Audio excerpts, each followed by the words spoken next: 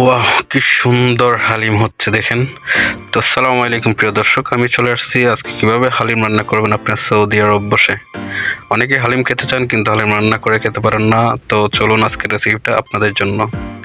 তো আমাদের প্রবাসী ভাইয়েরা আমি এখানে ৩-৪ আইটেমের নিয়ে নিছি, নিয়ে ব্লেন্ডার করে ভিজিয়ে দিছি। মসুরির ডাল, মুগ ডাল, তারপর হচ্ছে বুটের ডাল আর বাসমতি চাল। এই ৪ টা জিনিসকে আমি ব্লেন্ডার করে পানিতে ভিজিয়ে রেখেছি।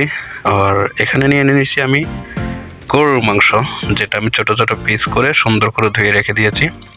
এখন আমি তেলের মধ্যে দিয়ে দিচ্ছি পেঁয়াজ। পেঁয়াজগুলোকে সুন্দর করে বারিস্তা করে নেব। তো বারিস্তা করে আমার যতটুকু প্রয়োজন আমি মাংসের মধ্যে ইউজ করব, বাকিগুলো উঠে রেখে দেব। তো আমার বারিস্তা করা হয়ে গেছে। তো আমি এখন এখান থেকে কিছু বারিস্তা উঠিয়ে নিব, কারণ আমি এগুলা হালিম যখন আমরা খাবো তখন ইউজ করব।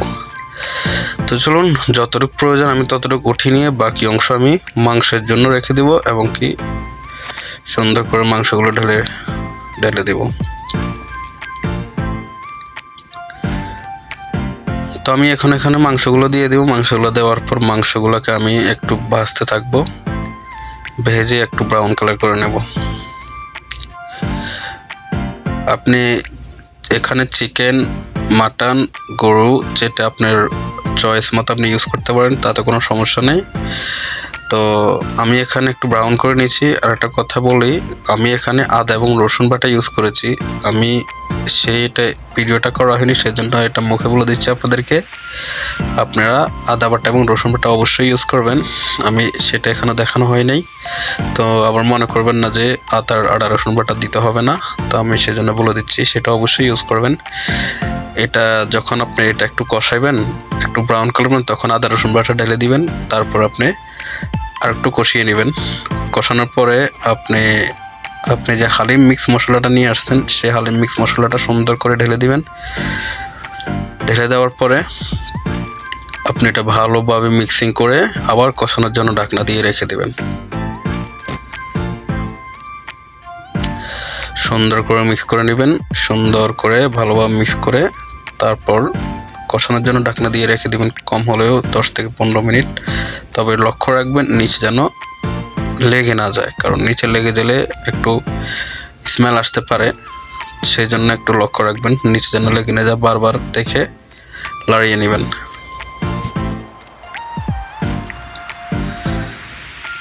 তারপর লবণ দিয়ে দিবেন যেন মাংসগুলো একটু তাড়াতাড়ি গলে যায়। আর আপনারা লবণটা আগে ইউজ করবেন না, লবণটা মশলা দেওয়ার পরে ইউজ করবেন। কারণ লবণটা যদি আগে ইউজ করেন তাহলে মাংসগুলার সুন্দর করে ভাজা হবে না, মাংসগুলো একটু অন্যরকম হয়ে যাবে। সেই জন্য লবণটা পরে ইউজ করবেন। মতলব আপনারা যখন মশলা ইউজ করবেন তারপর পরই লবণ ইউজ করবেন। লবণ ইউজ করে সুন্দর করে ঢেকে দিবেন। ঢেকে দেওয়ার পর ভালো করে কষিয়ে নেবেন পানি ছাড়া। আপনার যখন কষানো হয়ে যাবে, কষানো হওয়ার পর আপনি যখন নিচে লেগে যাচ্ছে এমন অবস্থা দেখবেন, তখন সুন্দর করে পানি দিয়ে দিবেন। পরিমাণ মতো পানি দিবেন, যতটুকু পানিতে আপনার মাংসগুলো গলে যাবে। মাংস যেন গলে সেই চিন্তা কিন্তু মাথায় রাখতে হবে। কারণ আবার এমনভাবে করবেন না যে মাংস গলে নাই কিন্তু হালিম উঠায় নিয়ে আসছেন, তো সেখান থেকে আপনি মজা পাবেন না হালিম খেয়ে। অবশ্যই ভালো মাংস কিনে আনবেন, কারণ অনেক সময় অনেক মাংস আছে গলতে চায় না সহজে। ভালো দেখে মাংস কিনে আনবেন।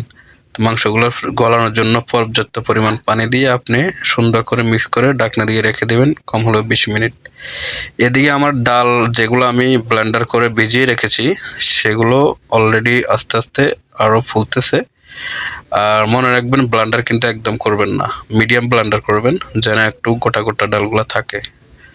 তো আমি ডালগুলা মাংসের মধ্যে যে কষানো হওয়ার পর মাংসগুলো গলে গেছে, গলার পর আমি সুন্দর করে ডালগুলা ঢেলে দিয়েছি এখানে। ঢালার পরে এখন আমি সুন্দর করে মিক্স করব।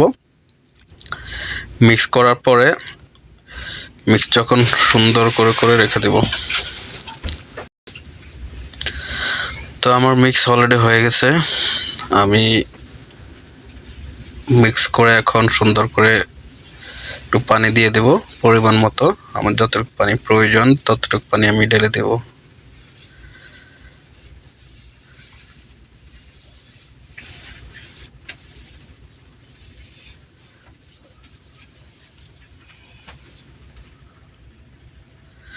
তা আমি পরিমাণ মতো পানি ঢেলে দিচ্ছি। আমি এখানে পানি আমার আর প্রয়োজন, তো যাক আমি পানিগুলো অলরেডি সব পানি ঢেলে দিয়েছি। পরিমাণ মতো পানি দিয়ে আমি এগুলো সুন্দর করে আবার মিক্সিং করে সুন্দর করে ঢাকনা দিয়ে রেখে দেবো, এবং কি 10 থেকে 15 মিনিট পর। আর মনে রাখবেন, হালিম কিন্তু একদম সরাসরি রেখে দেবেন না ঢাকনা দিয়ে, হালিম কিছুক্ষণ পর পর লাড়তে হয়, না হয় হালিম নিচে লেগে যায়। তো আমি লেড়ে লেড়ে আমি পুরো আমার যে কাজটা সম্পন্ন করলাম, এবং কি আলহামদুলিল্লাহ হালিমটা হয়ে গেছে। দেখেন কি সুন্দর, খুব সুন্দর কালার আসছে, আমার হালিম হয়ে গেছে। তো চলুন এখন আপনাদেরকে পরিবেশন করে দেখাই হালিমটা কেমন হয়েছে। এই যে দেখুন আমাদের হালিম হয়ে গেছে, মাশাআল্লাহ। আর খেতে অনেক সুস্বাদু হয়েছে, সেটা বলে বোঝানো যাবে না। ঘরে বসে এত সুন্দর করে হালিম বানাতে পেরেছি, এটা অনেক অনেক খুশি হলাম। কারণ বাজার থেকে এটা আরো সুন্দর, কারণ দোকানে কি বানান, কিভাবে কি দেয় জানি না। আমরা সবকিছু ভালো জিনিস দিয়ে হালিমটা বানিয়েছি। সবাই ভালো থাকবেন, সুস্থ থাকবেন, আল্লাহ হাফেজ।